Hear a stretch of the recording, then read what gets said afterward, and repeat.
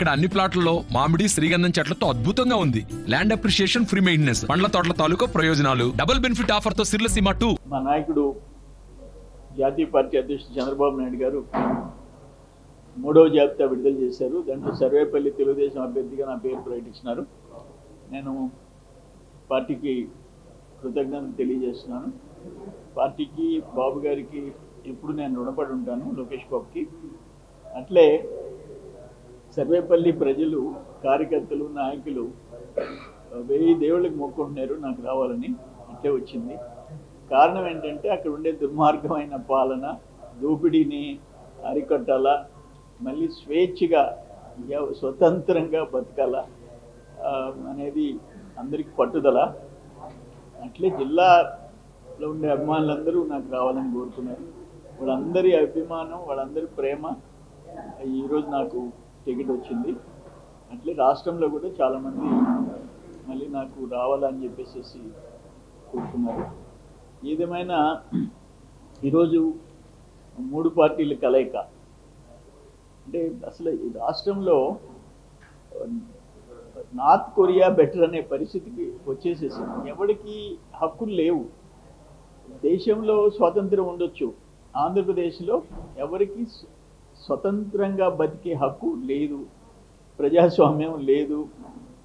అంబేద్కర్ రాజ్యాంగం ఆంధ్రప్రదేశ్లో అమలు కావటంలా ఒక దుర్మార్గమైన, క్రూరమైన, ఘోరమైన పరిస్థితులు ఉన్నాయి. కానీ రైట్ టైం 3 పార్టీలు కలవటం, తెలుగుదేశం, బీజేపీ, జనసేన 3 పార్టీలు కలవటం, ఒక మన పవన్ కళ్యాణ్ గారు చెప్పినట్టు రాష్ట్రం కోసం, రాష్ట్రాన్ని గాడిన పెట్టేదానికోసం మేమందరం కలుస్తున్నామన్నారు. అదే జరుగుతుంది. ప్రజల్లో విపరీతమైన కోపం, కసి ఉంది. దాన్ని అందరూ కార్యకర్తలు ఓవర్ కాన్ఫిడెన్స్ పోకుండా జాగ్రత్తగా చేసుకుంటే డెఫినెట్గా జగన్మోహన్ రెడ్డి ప్రభుత్వం ఓడిపోతుంది, జగన్మోహన్ రెడ్డి పార్టీ ఓడిపోతుంది. మళ్ళీ తిరిగి దీన్ని గాడిలో పెట్టగల శక్తి ఉండేది బాబు గారికి ఉంది, వీళ్ళందరూ సపోర్ట్ ఉంది. ఏదేమైనా మేము ఎప్పుడు చూడలే ఇటువంటిది. మా 40 years అనుభవంలో 40 సంవత్సరాల నుంచి చూస్తున్నాం. రాజకీయంగా పోరాటాలు చేసుకున్నాం, కానీ ఇటువంటి కక్ష సాధింపులు, తప్పుడు కేసులు, జైలుకు పెట్టడం, మర్డర్స్ చేయటం, హత్యలు చేసిన వాళ్ళని కాపాడటం, ఇటువంటి ఎప్పుడు చూడలే. పబ్లిక్గా దోపిడీలు చేస్తుంటే ప్రజల సొత్తు, మైనింగ్ చట్టం అనేది లేకుండా పోయింది. అది క్వార్ట్జ్, సిలికా, శాండ్, గ్రావెల్, హద్దు ఆపు లేకుండా పోయింది. ఐఏఎస్లు, ఐపీఎస్లు వ్యవస్థ నిర్వీర్యం అయిపోయింది. అన్ఫార్చునేట్. మేము చూస్తామని అనుకోలే. కలెక్టర్లు, ఎస్పీలు డమ్మీలు అయిపోయినారు.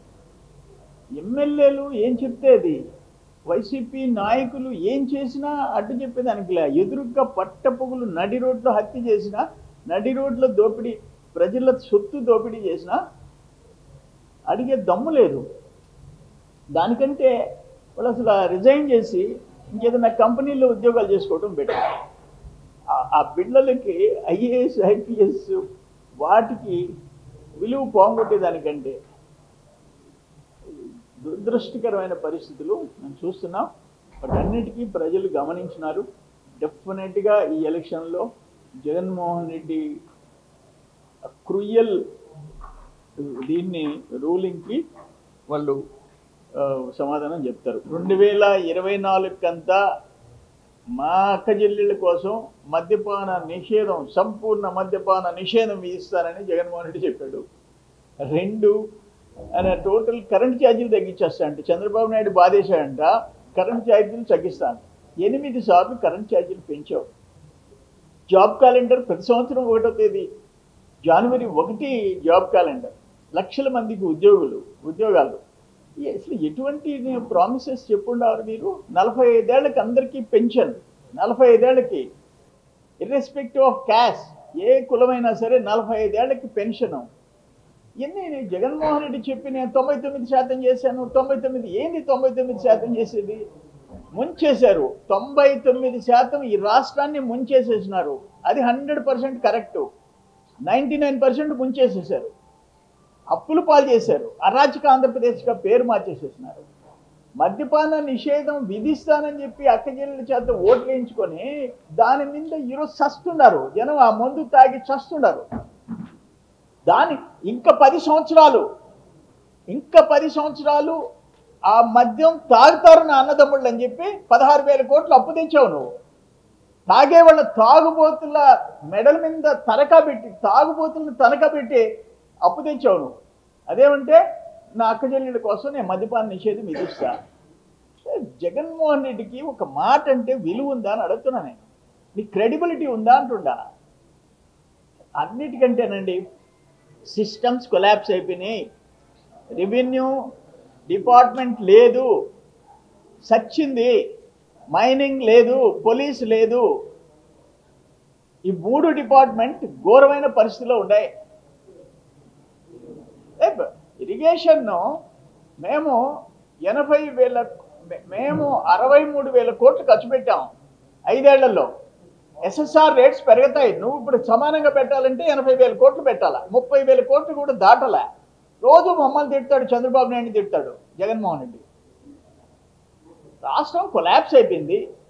దీన్ని గాడిలో పెట్టడం చాలా పెద్ద కేంద్రం సహాయము అన్నీ జరగాలి కాబట్టి, జరుగుతాయి కూడా కాబట్టి రాష్ట్రాన్ని మళ్ళీ తిరిగి పాత పునర్వైభవం తెచ్చే అవకాశం. ఒక్క క్యాపిటల్ లేకుండా చేసినాడు జగన్మోహన్ రెడ్డి. ఆయన ఏంది మమ్మల్ని గురించి ఏంది సిద్ధం? మళ్ళీ రాష్ట్రాన్ని సర్వనాశనం చేసేదానికి నువ్వు సిద్ధం, జగన్మోహన్ రెడ్డి సిద్ధం. మీ ఎమ్మెల్యేలు, మీ మంత్రులు, మీ చెంచాలు, మీ అడ్వైజర్స్ రాష్ట్రాన్ని నాశనం చేసేసారు. మరిన్ని వీడియోస్ కోసం ఛానల్ ని సబ్స్క్రైబ్ చేయండి, లేటెస్ట్ అప్డేట్స్ కోసం వాట్సాప్ ఛానల్ ని ఫాలో చేయండి, అండ్ లింక్ డిస్క్రిప్షన్ లో ఉంది.